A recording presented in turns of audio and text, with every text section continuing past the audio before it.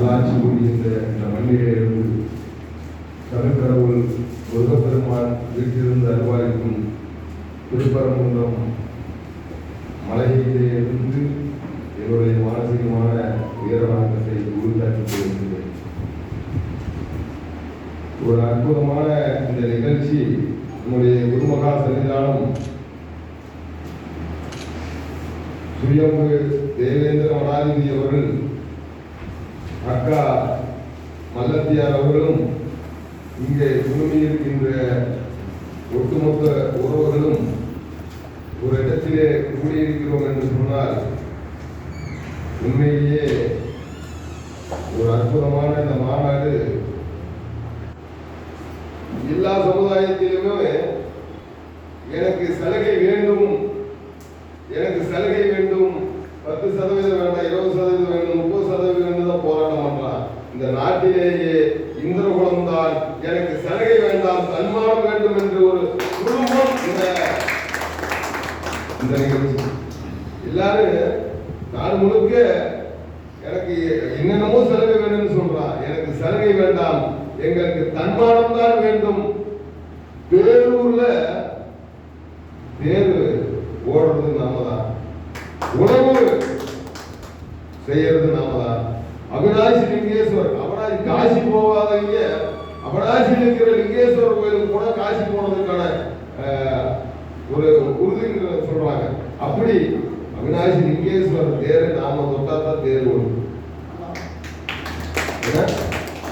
இப்படி தமிழ்நாடு முழுக்க பல்வேறு கோயில்கள், பழனிய கோயில்ல நமக்கு முதல் மரியாதை இருக்கு, காமாட்சி அம்மன் கோயில்ல முதல் மரியாதை இருக்கு. ஆனால் ஏன் எங்களை நீங்கள் பட்டியலிலே இன்னும் வைத்துக் கொண்டு எங்களை இந்த போல செய்கிறீர்கள் என்று அண்ணன் சொன்னது போல எங்களை எல்லாம் வழிநடத்துகின்ற நம்முடைய குருமகா சன்னிதானத்தினுடைய இந்த நிகழ்ச்சி இன்னும் விரிவடையும் சொல்றது. ஏனென்றால் அண்ணன் ஒரு கருத்தை சொன்னார். இதே மதுரை மண்ணிலே டாக்டர் குருசாமி சித்தர் ஐயா அவர்கள் முதலாக பட்டியலில் வெளியேற்றத்தை முன்னெடுத்தார் என்று அந்த குருசாமி சித்தர் ஐயா பிறந்த ஊர் கோபிக்கு அருகே உள்ள எஸ்கனோடைய மண்ணிலே இருந்து நானும் அந்த ஊரில் இருந்து வந்தவன் தான். நானும் அந்த மண்ணில் பிறந்தவன். அன்று விதைத்த அந்த விதை இன்று விதை இன்னும் நாம் அறுவடை செய்யல. நம்மளை அரசியல் ரீதியாக அறுவடை செய்கிறார்களே தவிர எந்த விதமான சலுகையோ வேண்டாயா, எங்களை பட்டியலிருந்து வெளியேற்றின ஒரு மாறுபட்ட சமுதாயம் சொல்கிறது. அதை கேட்கறதுக்கு இந்த திராவிட கட்சிகள் எவ்வளவு தயாரா இல்லை. காரணம், நம்முடைய இங்க 2 பேர் போய் இந்த கட்சிக்கு ஆதரவு கொடுத்தா 1-2 பேர் அந்த கட்சிக்கு ஆதரவு கொடுக்குறாங்க. ஆனால் நம்முடைய உரிமைக்கான போராட்டத்தை முன்னெடுக்க ஆள் இல்லாம இருக்கிறாங்க. இதுதான் உண்மை.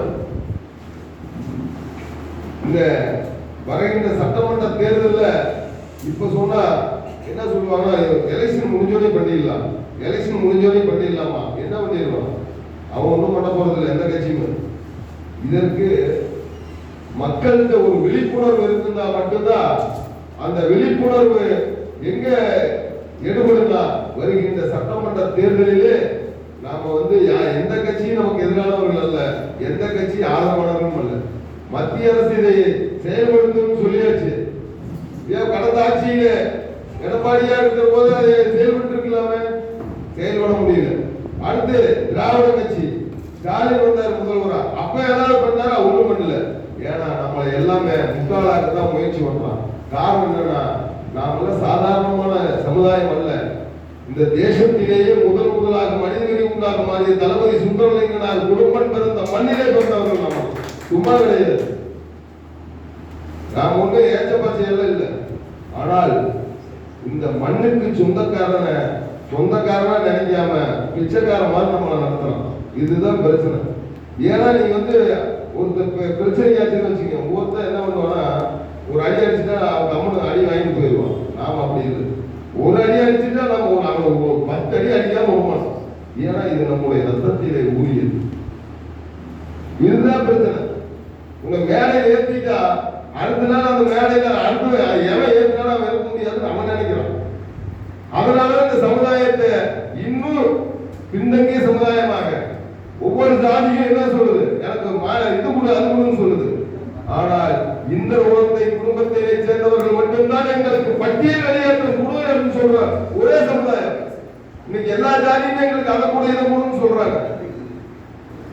ஆனால் அதை கூட ஒண்ணு நமக்கு தெரியாம நீ கவர்மெண்ட் வேலையில எத்தனை பேர் இருக்கிறோம்? 18-20 இடஒதுக்கீட்டுல எத்தனை பேர் கவர்மெண்ட் வேலை இருக்கிறோம்? யாருமே அதுவுமே இல்லை. ஏன்னா அந்த கவர்மெண்ட் வேலைக்கு போறவங்க கூட யாராலும் பார்த்தா கிறிஸ்துவனாக இருக்கின்றவன் எஸ்ங்கிற பேர்ல கவர்மெண்ட் வேலைக்கு போறான். நல்லா தெரிஞ்சுக்க. அதனால நம்முடைய இந்த வருகின்ற சட்டமன்ற தேர்தலில் ஒற்றுமை இருந்தா எல்லா கட்சிக்காரும் நம்ம பயப்படுவோம். ஏன்னா தமிழ்நாடு முழுக்க 234 தொகுதிகளிலும் யார் ஜெயிக்கணும், யார் எம்எல்ஏ ஆகணும், யார் அமைச்சர் ஆகணும் முடிவு பண்ற இடத்துல யார் இருக்கிறானா இந்த குலத்தை சேர்ந்தவர்கள் தான் இருக்கிறோம். நாம ஓட்டு போட்டதாங்க அவன் எம்எல்ஏ. இப்போ ஓட்டு எலெக்ஷன் போதுவா, நீ இப்ப 5 வருஷம் ஆட்சி இருந்த, கடந்த ஆட்சி 5 வருஷம் இருந்த, என்னையா செஞ்ச? நான் என்ன உங்களுக்கு இடஒதுக்கீடு கேட்டோமா, அரிசி கேட்டோமா, பருப்பு கேட்டோமா, துணி கேட்டோமா, இல்ல 5000 ரூபாய் பணம் கேட்டோமா? நாங்கள் கேட்பது எங்களுடைய தன்மானம் உள்ள இந்த தமிழ்நாட்டிலே தமிழ் குடியிலே மூத்த குடி விவசாய குடியிலே பிறந்த எங்களுக்கு இடஒதுக்கீடு வேண்டாம், எங்களுக்கு பட்டியல் வெளியேற்ற விடுன்னு சொன்னா அதை கூட கொடுக்க மாட்டேங்கிறானா? இவன் எல்லாம் நம்ம அரசியல்வாதியா ஏதோ ஓட்டு கேட்க வரானா? அது எந்த கட்சியா வேணா இருக்குது. நான் அதை பண்றேன் இதை பண்றேன்னு சொல்லுவான். 5 ஆண்டு காலமா பண்ணல, கடந்த 5 ஆண்டு காலமா அவன் எதுவுமே பண்ணல.